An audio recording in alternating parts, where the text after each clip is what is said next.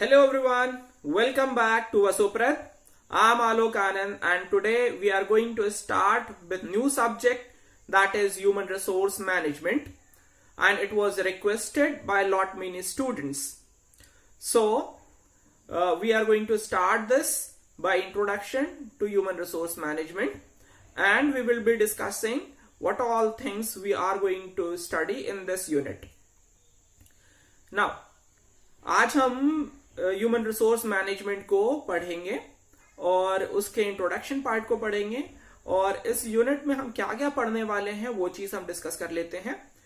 तो first point है we are going to understand the nature of human resource. Human resource का nature क्या होता है, what is the difference between personal management and human resource management. Personal management और human resource management के बीच में difference क्या होगा. उसके बाद हम पढ़ेंगे objectives of human resource management. Human resource management के ऑब्जेक्टिव्स क्या होते हैं, what are the functions of human resource management. Human resource management के फंक्शंस क्या होते हैं, the importance of human resource management, उसका इंपॉर्टेंस एक्चुअल लाइफ में क्या है, बिजनेस में क्या है और क्यों उसको इतना महत्व दिया जाता है.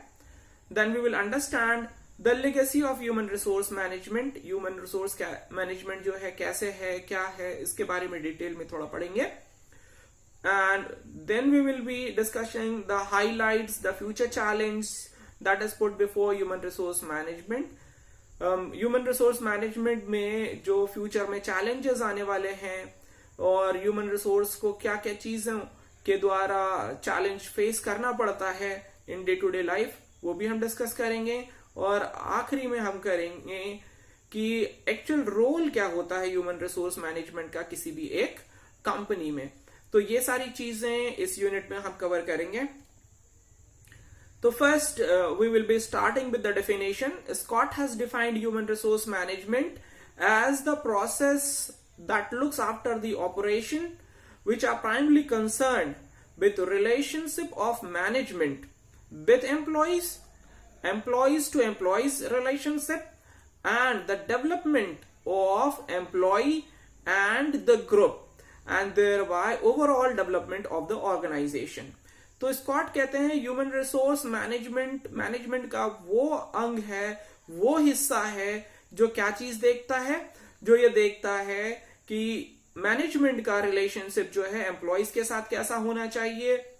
साथ ही साथ वो ये भी देखता है कि दो एम्प्लॉयज जो हैं वो आपस में कैसे डील करें, उनके बीच का रिलेशनशिप कैसे सही रह सके.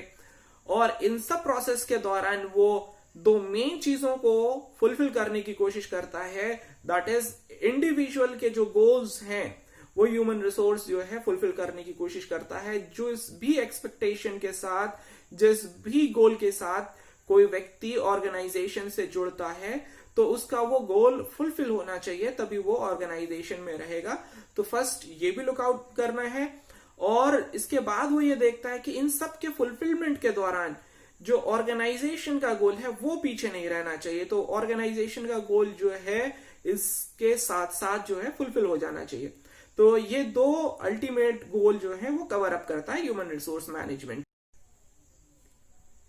Now we are going to discuss one by one nature of human resource management. Human resource management का जो है nature क्या है, तो point wise we are going to discuss. First point is inherent part of management.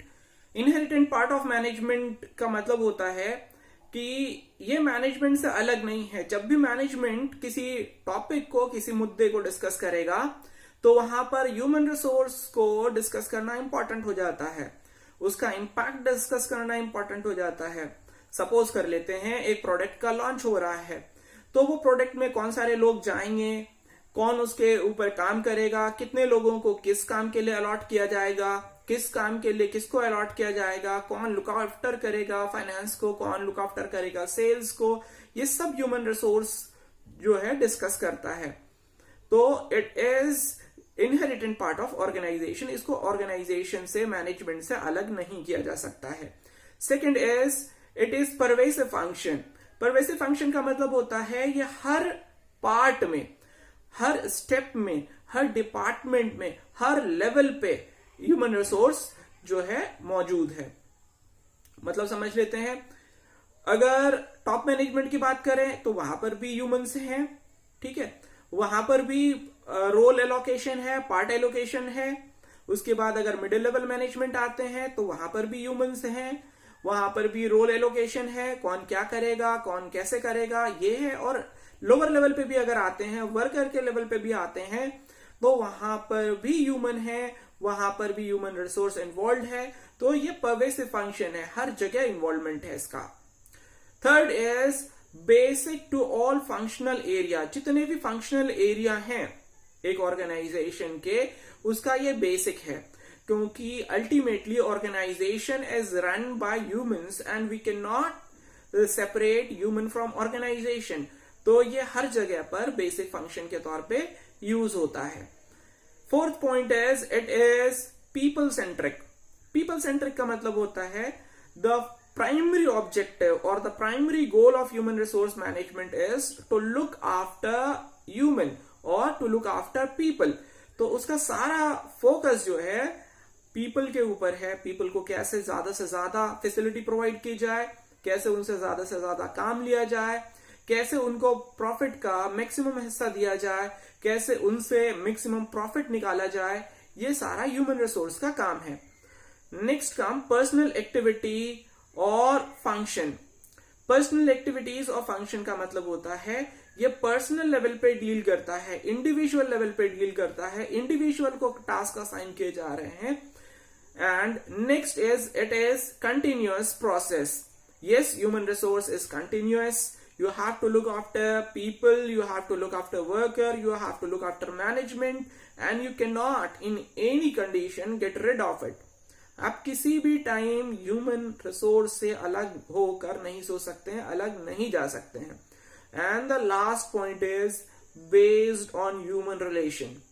Human relation के ऊपर ही ये based होता है, इससे अलग नहीं जा सकता। और जैसा कि हमने स्कॉट के डेफिनेशन से पढ़ा था कि ह्यूमन रिसोर्स मैनेजमेंट जो है इंडिविजुअल टू इंडिविजुअल के रिलेशनशिप को मेंटेन करने की कोशिश करता है, साथ ही साथ ये इंडिविजुअल और मैनेजमेंट के रिलेशनशिप को मेंटेन करने की कोशिश करता है। इंडिविजुअल गोल और ऑर्गेनाइजेशनल गोल, इन दोनों को एक साथ लाने की कोशिश करता है ताकि मैक्सिमम बेनिफिट लाया जा सके। तो ultimate goal of human resource management is to look after humans, to make a great bond between humans so that management can function nicely, so that organization can compete nicely, so that everything that an organization do, it does in the best suitable manner. Human resource का बस इतना सा मतलब है कि जो भी काम ऑर्गेनाइजेशन करे, जिन भी ह्यूमन के साथ करे, उससे वो मैक्सिमम बेनिफिट डेराइव कर सके और सोसाइटी को और उस इंडिविजुअल को मैक्सिमम बेनिफिट दे सके। That's all for today. We will be continuing with this series of human resource management and covering up the entire syllabus. Thank you.